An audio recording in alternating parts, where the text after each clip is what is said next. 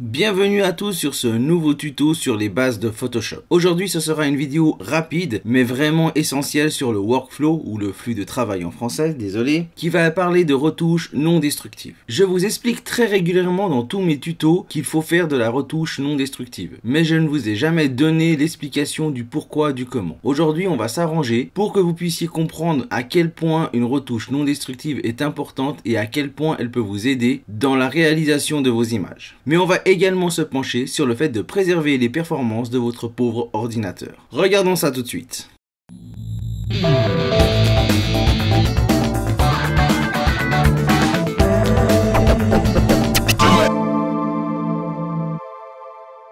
Avant de commencer, et comme d'habitude, si vous aussi vous voulez que j'utilise l'une de vos images pour l'un de mes tutos, n'hésitez pas à m'envoyer un RAW ou un TIFF de votre RAW à l'adresse qui se trouve en description. J'en profite également pour vous dire que si vous voulez du contenu supplémentaire exclusif et très qualitatif, n'hésitez pas à aller faire un tour sur ma page Tipeee, vous serez étonné en bien. Ceci étant dit, on va commencer. Je vais faire d'abord une petite retouche qui va être très moche, hein, soyons francs, elle n'est pas faite pour embellir la photo puisque la photo est déjà retouchée à la base, mais juste pour vous faire une démonstration. Donc je vais faire une petite retouche de manière destructive, ce que pourraient faire la plupart des gens qui ne sont pas habitués à Photoshop. Je vais le faire par étapes et accélérer chaque étape pour ne pas perdre de temps inutile au visionnage de cette vidéo. La première chose que je vais faire, c'est enlever les grains de persil comme s'il s'agissait de simples boutons. La méthode n'a pas vraiment d'importance, mais je vais simplement utiliser l'outil de correction directement sur le calque.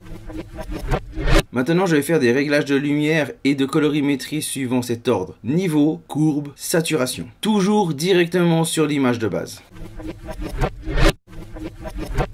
Comme je vous l'ai dit, le but n'était pas d'embellir l'image, juste de faire ces réglages. Donc j'ai fait ces trois premiers réglages et maintenant je vais rajouter un effet de flair vraiment tout à fait basique avec l'outil pinceau. Pour finir, je vais ajouter un calque complet que je vais remplir d'une couleur pour harmoniser l'apparence. Me voilà au bout de cette retouche faite de façon destructive. La première chose que l'on va remarquer, c'est que je ne peux pas retirer ou corriger les corrections que j'ai fait sur cette image. Sauf bien sûr le dernier calque que je peux simplement désélectionner. Si je dois corriger l'une de ces choses, je n'ai qu'une solution, c'est celle de revenir en arrière. Mais revenir en arrière, si par exemple je me suis dit tiens, j'aurais jamais dû enlever tous les grains de persil, pour pouvoir corriger ça, il faut que je revienne en arrière dans l'historique. Mais ça veut dire que toutes les interventions que j'ai fait après vont être perdues, parce que si je retourne dans le panneau historique ici, que je remonte jusqu'au pinceau là, on va dire tiens là il y avait assez de choses, et que je fais une nouvelle action, je vais perdre ce que j'ai fait avant. Ça veut dire que si on fait une erreur et qu'elle est bien en amont, de cette façon là il est extrêmement difficile de la corriger. Donc l'idée c'est de faire des retouches qui n'impactent pas l'image de base, mais qui n'impactent pas chaque retouche. Donc on va refaire exactement la même chose, je vais le passer en accéléré bien entendu, mais de façon non destructive pour que vous puissiez vous rendre compte. Donc tout simplement je reprends l'historique et je repars totalement à zéro et je vais refaire la même retouche. Enfin elle aura à peu près la même esthétique hein, mais c'est dans la même idée, mais cette fois de façon non destructive. C'est parti.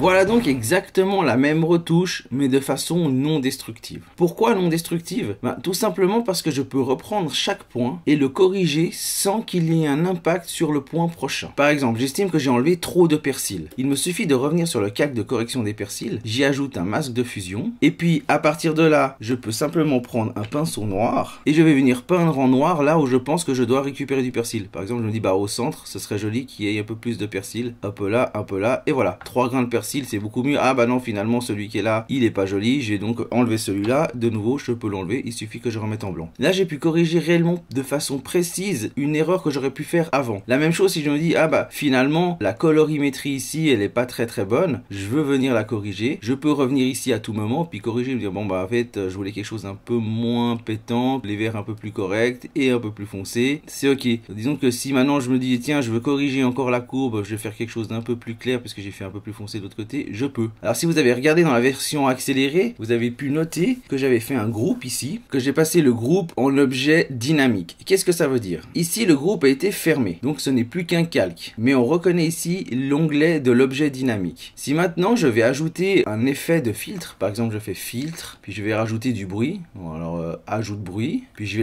le rajouter de façon très conséquente, donc c'est absolument horrible, hein, c'est pas ce que je veux faire. Mais heureusement, comme c'est un filtre dynamique, il suffit que je retourne dessus pour pouvoir corriger mon bruit, et puis faire OK, puis là j'ai moins de bruit. Mais bon, finalement je me suis dit non, c'est pas du bruit que je voulais, donc j'arrive ici, celui-là je peux le retirer. Voilà, j'ai enlevé mon filtre de bruit, mais je peux rajouter par exemple un flou, et puis flou gaussien pour avoir quelque chose d'un peu plus atténué. Et donc j'ai des filtres dynamiques qui me permettent de corriger les choses. Mais vous me dites, voilà, ce que tu as fait à la base pour le corriger, c'est plus visible puisque c'était 3 calques dans un groupe. Et ben si, c'est toujours visible. Pour preuve, il me suffit que je double-clique ici, et ça va m'ouvrir une nouvelle fenêtre dans laquelle je pourrais retrouver mes 3 calques qui ont composé mon image. Et si maintenant je veux faire une correction, imaginons que je dis, tiens, je vais rajouter un nouveau calque ici, et à l'arrière-plan, j'ai envie de rajouter une petite pointe de jaune, donc je passe ce calque-là tout derrière, puis hop, je mets en arrière-plan une pointe de jaune. Je vais ici, je fais simplement enregistrer, et quand je retourne là, et ben on voit qu'il m'a rajouté ma pointe de jaune, et que mon flou gaussien est toujours valide. Et donc j'ai pu faire une correction de mon propre groupe, puis cette correction est intervenue directement sur l'image finale. C'est ça une retouche non destructive. Mais une retouche non destructive, ça va au-delà de ça. Une autre petite démonstration. Je vais ici, je fais CTRL ou commande A pour tout sélectionner, CTRL ou commande C pour copier, CTRL ou commande W pour fermer l'image dont je n'ai plus besoin, puis je vais venir ici, la mettre en place. CTRL ou commande V pour la coller. À partir de là, j'ai deux solutions. Je peux m'occuper de cette image de façon destructive, c'est-à-dire, tiens, je vais la mettre en place sans m'occuper de rien d'autre qu'en faisant un CTRL ou commande T, puis modifiant la taille pour la mettre par exemple ici. Imaginons que je voulais faire une carte pour un restaurant, ou je me dis je vais la faire de façon non destructive en transformant ce calque en objet dynamique. Alors pour comprendre quelle est la différence, je vais le faire tout d'abord de façon destructive, puis je vais le faire de façon non destructive. Alors je commence, je me dis tiens, je vais mettre ça là-haut. Je fais un CTRL ou commande T pour l'outil de transformation. J'appuie sur majuscule pour maintenir la proportion, puis je le fais vraiment tout petit. Voilà, là-haut, je le mets vraiment dans un coin tout petit. Voilà, là il est tout petit, dans un coin, c'est super. Puis je me dis, ah non, finalement, non, là il est vraiment beaucoup trop petit. Et puis ça va pas faire très joli, on reconnaît pas ce que c'est. Donc je refais un CTRL T, puis je le réagrandis. Finalement, je voudrais qu'il fasse presque toute l'image. Et maintenant j'appuie sur retour. Et qu'est-ce qui se passe? Ben, c'est que je vois plus du tout ce qui se passe dans l'image. Alors là, j'ai exagéré, j'ai été exprès trop loin. Si je retourne en arrière, et que je refais un CTRL ou commande T, mais que je le rétrécis de façon, allez, on va dire... qui pourrait être logique, hein, je vais mettre juste une petite vignette là-haut, je fais mon retour, et puis si maintenant je me dis, bah tiens, finalement non, je le veux cette fois vraiment plus grand, et que je recommence, et que je le mets en grand, j'aurais de nouveau perdu de la netteté. Pourquoi? Parce que c'est une façon destructive de faire. J'ai choisi une taille, il a calculé les pixels pour cette taille, et quand je réagrandis, bah, elle réagrandit d'après la taille qui était la première. C'est donc une mauvaise façon de faire, parce qu'on perd vraiment des éléments. Si je n'ai pas autant dans l'exagération, malgré tout, on va perdre quelque chose. Le pire étant que vous allez peut-être pas le voir directement. Vous rétrécissez, vous dites ah c'est pas assez grand, puis vous le réagrandissez pensant que c'est rien du tout, sans voir que vous avez perdu de la qualité sur l'image que vous avez rajoutée. On va s'occuper de faire ça de manière non destructive. Pour ça c'est super simple, hein. On va là, on fait clic droit sur PC ou CTRL-clic sur Mac, convertir en objet dynamique. À partir de là, si je fais un CTRL ou commande T, que je rétrécis mon image vraiment tout petit, j'appuie sur retour, que je me dis bah non finalement je me suis trompé, je la veux en plus grand, et que je la réagrandis,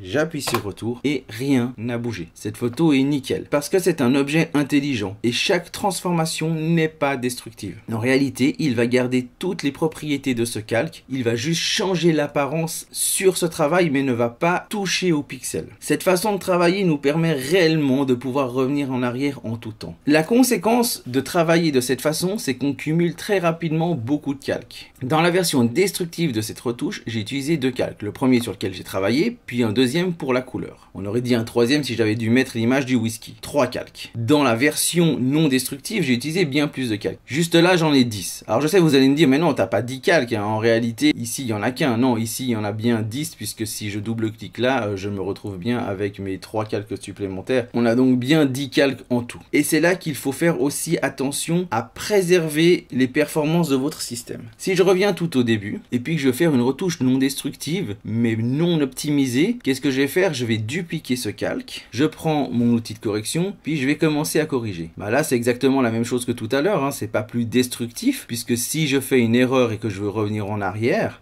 je n'ai pas touché le premier calque, hein, qui est toujours là, puis il suffit que je mette un masque de fusion, puis que je vienne peindre en noir sur la partie où je pense avoir fait une erreur. Voilà, puis je peux récupérer des pixels, ou je peux venir corriger à n'importe quel moment, retirer ce calque sans que ça ait un impact sur les autres. Le problème est que si chaque fois que vous devez faire une retouche ponctuelle sur l'image, comme ici la correction, ou peindre quelque chose en vous mettant directement sur l'image, vous allez dupliquer la totalité des pixels. À l'heure actuelle, en moyenne, un appareil photo a environ 30 millions de pixels. Alors les entrées de gamme ont un peu moins, puis il y a du très haut de gamme qui a beaucoup plus, et puis des fois sans que ce soit très haut de gamme, il y a moins, hein. Le 1DX Mark II ou le Nikon D5 ont moins de 30 millions de pixels, mais ils en ont quand même 20. Mais si on prend le 5D Mark IV ou le 850D de Nikon qui va bientôt sortir, je parle même pas du 5D SR, hein. C'est des appareils photo qui sont au-delà des 30 millions de pixels et même presque 50 pour le Nikon. Maintenant, si on prend le dernier tutoriel que j'ai fait par exemple, dont vous trouverez le lien en fin de cette vidéo, il cumulait une vingtaine de calques. Si chaque fois on avait recopié la totalité des pixels, on aurait dû gérer 600 millions de pixels. 600 millions de pixels, c'est énorme. Alors si vous avez une bête de course et pour le montage vidéo ou la gestion de la 3D, ça va pas énormément vous perturber. Mais si vous avez une petite bécane, gérer 600 millions de pixels, ça va vite être lent. L'idée est donc de faire de la retouche non destructive, mais également d'optimiser cette retouche pour préserver les performances de votre ordinateur. C'est pourquoi quand on fait une retouche, par exemple une correction pour enlever les grains de persil ici, plutôt que de copier l'intégralité du calque, on va préférer le faire sur un calque vide. Le faire sur un calque vide, ça veut dire que les seules zones pixelisées de ce fameux calque seront les corrections. L'idée est vraiment d'optimiser sa façon de travailler pour 1. Garder les meilleures performances de son ordinateur, donc toujours penser à mettre des calques vides pour faire les corrections. Si vous ne savez pas utiliser les outils correcteurs, je vous invite à regarder la vidéo qui se trouve juste au-dessus. Et dans un deuxième temps, de faire des retouches qui ne soient pas destructives. Et comme vous avez pu le voir, utiliser des objets dynamiques, donc des calques intelligents qui préservent les pixels, ça permet de pouvoir revenir en arrière et c'est un réel confort. Cette vidéo sur les bases de Photoshop et sur le workflow, enfin le flux de travail, encore une fois désolé et pour mon accent et pour l'anglicisme, est capital. Il est vraiment important de travailler de façon non destructive. Et cette fois, j'espère que vous avez vraiment compris quels sont les désavantages de travailler de façon destructive et quels sont les grands avantages de travailler de façon non destructive. Et si quelqu'un dans votre entourage se pose la question, n'hésitez pas à lui partager ma vidéo. Et d'ailleurs, j'en profite pour vous dire, n'hésitez pas à me mettre un pouce bleu si vous avez aimé cette vidéo. Les pouces bleus, c'est super important dans la nouvelle façon de faire de YouTube. C'est ce qui permet de se mettre en avant. Donc si vous voulez m'aider à grandir, pouce bleu, partagez, commentez et surtout,